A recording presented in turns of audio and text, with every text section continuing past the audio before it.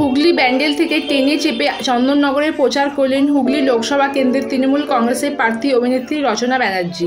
এই অভিনব প্রচার কর্মসূচিতে ট্রেন যাত্রীরা সকলেই খুব অভিভূত।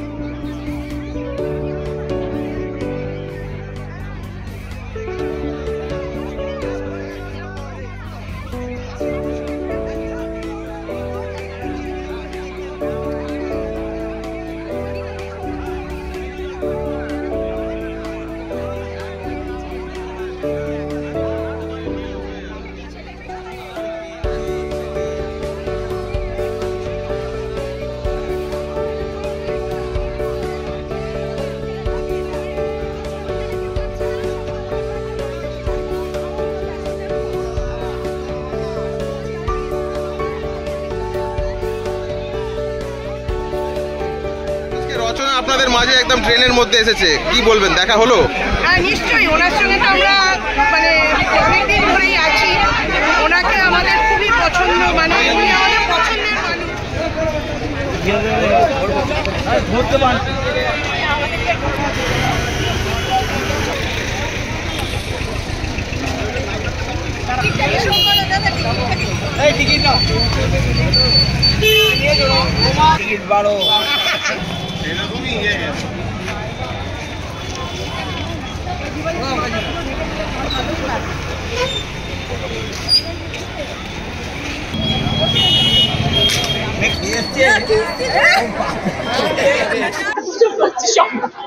আজ প্রায় 40-45 দিন হয়ে গেল কাজ করছি, এবং আমার ইচ্ছে ছিল যে সবসময় তো পথে ঘুরছি, একটু ট্রেন যাত্রীদের সাথে দেখা করি। কারণ দেখো, আমি যখন প্রচারে যাই, যারা দৈনন্দিন যাত্রা করে অন্যান্য জায়গায় যান কাজ করতে, তারা তো সবসময় আমার সভায় বা আমার রোড শোতে আসতে পারেন না।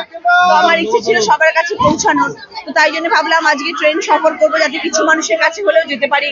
চেষ্টা করলাম ওই দৌড়ে দৌড়ে যতটা পারি বিভিন্ন কম্পার্টমেন্টে গিয়ে সবার সঙ্গে দেখা করার, এটা আমার ইচ্ছে ছিল, তাই করলাম। সবার সঙ্গে অ্যাটলিস্ট, তারাও তো নিত্য প্রয়োজনীয় যাত্রী, তাদের পাশেও তাদেরও ইচ্ছে করে দেখা করা, তাই জন্য তাদের কাছে গিয়ে দেখা করে এলাম। লকেট চ্যাটার্জিও ট্রেনে প্রচার করেছে। আমার দেখে এটা করেছে। কেউ কাউকে দেখে কিছু করে দাদা? দেখে করার তো কিছু নেই। ট্রেন যাত্রীরা প্রতিদিন ট্রেনে সফর করছে, তাদের সঙ্গে সর্ব জায়গায় আমরা প্রচারে যাচ্ছি, আমরা রাস্তায় প্রচার করছি, আমরা বাজারে গিয়ে প্রচার করছি, আমরা ট্রেনে উঠেছি, তাতে কি অসুবিধা আছে? সেখানে লকেটে উঠতে পারে, অসুবিধা নেই।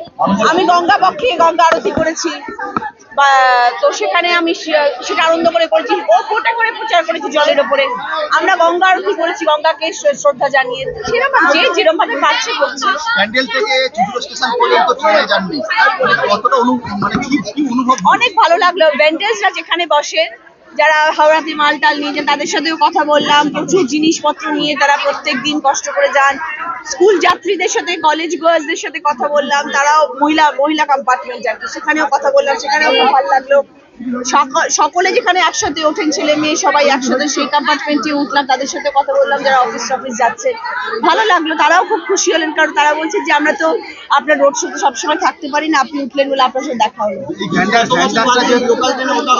অনেকদিন পরে হাতের টিকিটটা কতদিন পরে দেখলাম, বাপরে বাপ।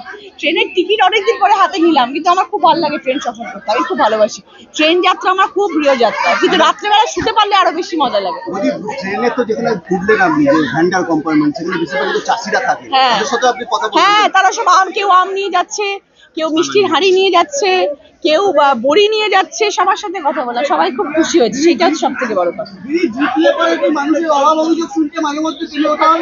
নিশ্চয়ই, আপনাদের কি মনে হয় বলুন তো, জিতলে এত কি প্রশ্ন করেন যে জেতার পরে কি করবো, জেতার পরে কি করবো? জেতার পরে অনেক কিছু করব,